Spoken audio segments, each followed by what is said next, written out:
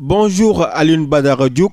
Bonjour. Alioune Badara Diouk, vous êtes le porte-parole de l'Alliance des forces de progrès, AFP, qui annonce aujourd'hui sa participation au dialogue national sur le système politique prévu le 28 mai, sous réserve que ces termes de référence soient amendés. Quelle est votre lecture là-dessus?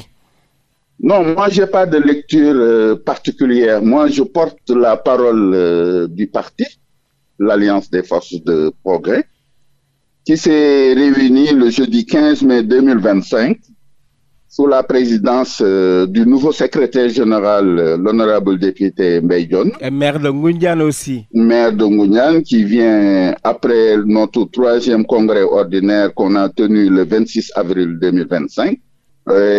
Remplacer le président Moustapha Niasse. Donc la direction collégiale a effectivement pris fait et cause pour répondre à l'invitation du président de la République pour le dialogue le dialogue national qui sera tenu le 28 mai de 2025.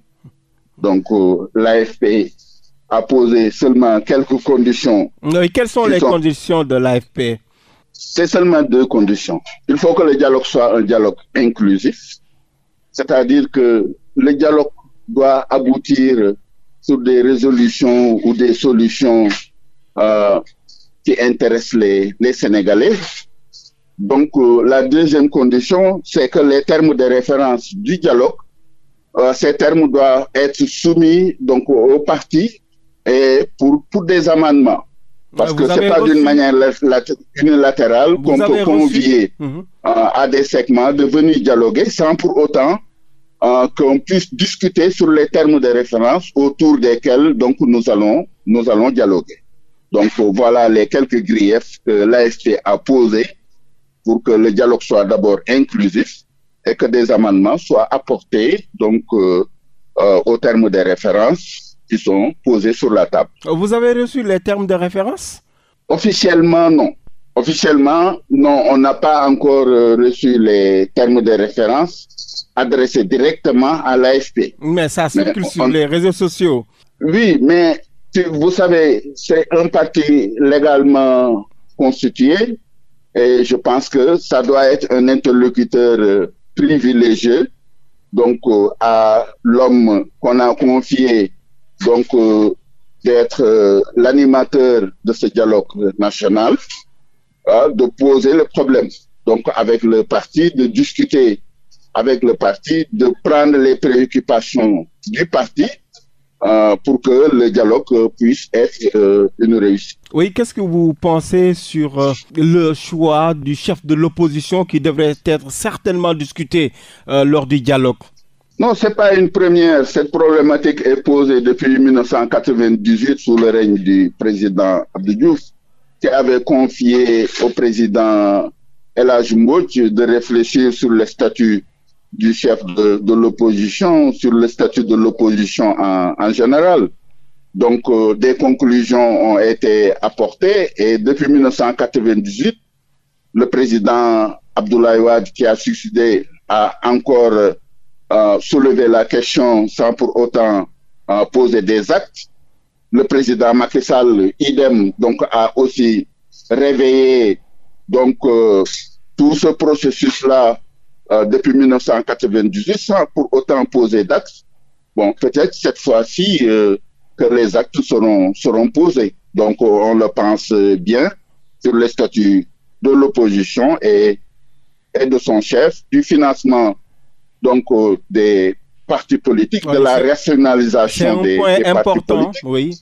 Oui, il y a énormément de choses que nous pouvons dire sur cet aspect pour au moins apporter de la visibilité et de la cohérence sur l'action politique donc au Sénégal. Oui, et y compris aussi débattre de l'inscription automatique sur le fichier électoral. Oui, tout ça c'est des débats parce que c'est instruction automatique quand on a l'âge de la majorité et ainsi de suite. Il y a des aspects techniques.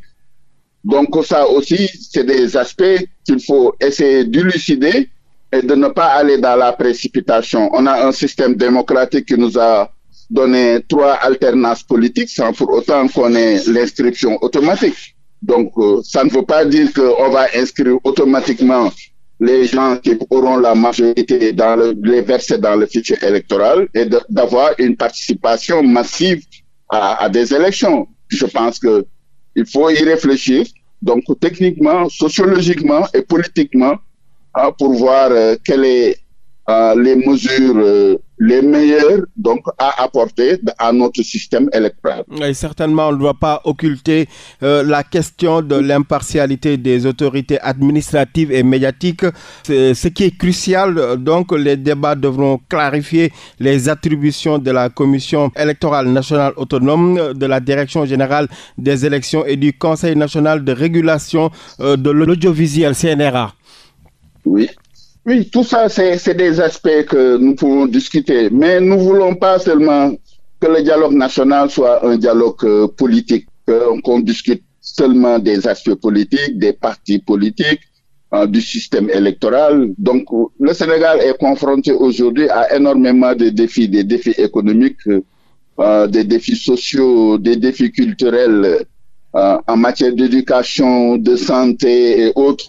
Et il est temps, je pense, d'axer le dialogue, les discussions donc autour de questions qui peuvent apporter de la valeur ajoutée aux conditions de vie des citoyens sénégalais. On parle de la reddition des comptes. Les auditions débuteront le 19 mai 2025 avec en ouverture Ndeye Saly Diop Dieng, ancienne ministre de la Femme, de la Famille, du Genre et de la Protection des Enfants. Elle devra répondre de sa gestion des fonds force Covid-19 alloués à son département. Selon des sources judiciaires, elle a reçu son mandat de comparution ce jeudi via la division des investigations et criminelles, oui. Oui, l'AFP est d'accord pour la réduction des comptes.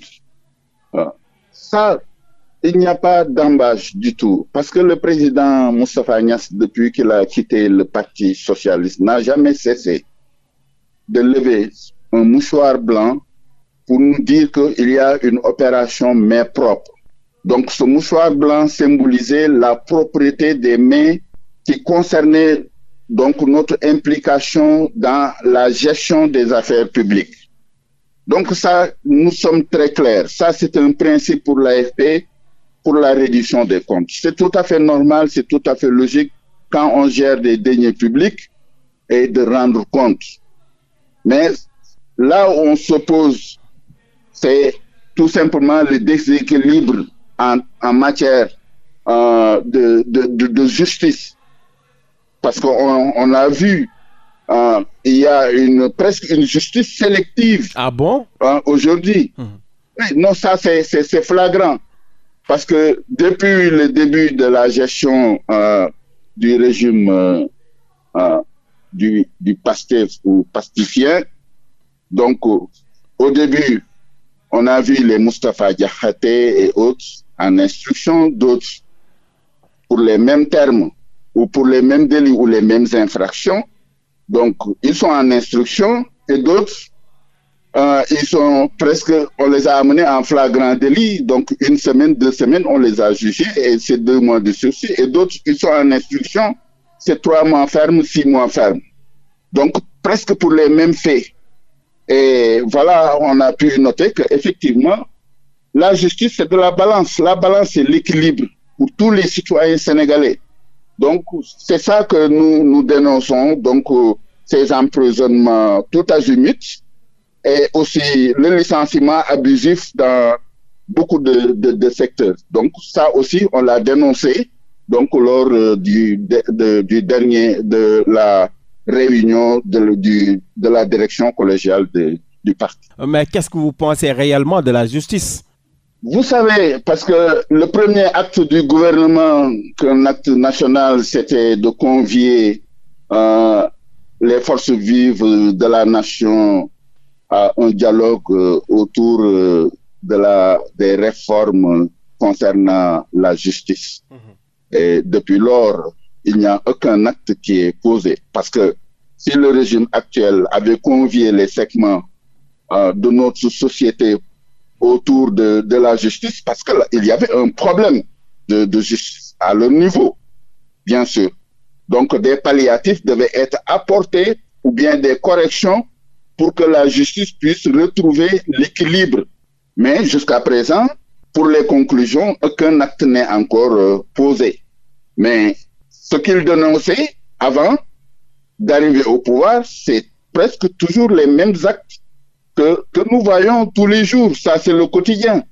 Vous voyez le dernier, celui qui est militant du PASTEF qu'on a arrêté cette semaine pour 48 heures et libéré après 48 heures. Or que les autres qui ont fait presque les mêmes infractions ou bien les mêmes délits sont actuellement détenus en instruction et on ne sait pas quand est-ce qu'ils seront jugés.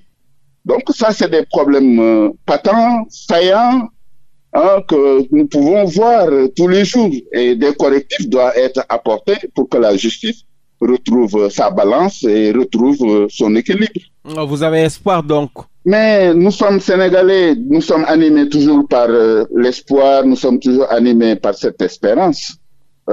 Donc, de toutes les façons, nous allons nous battre parce que nous sommes dans l'opposition pour dénoncer donc ce qui ne va pas et aussi encourager ce qui va. Merci d'avoir répondu à nos questions, Alioune Badara Diouk. C'est moi qui vous remercie. Je rappelle que vous êtes le porte-parole de l'Alliance des forces de progrès. Merci beaucoup et à bientôt.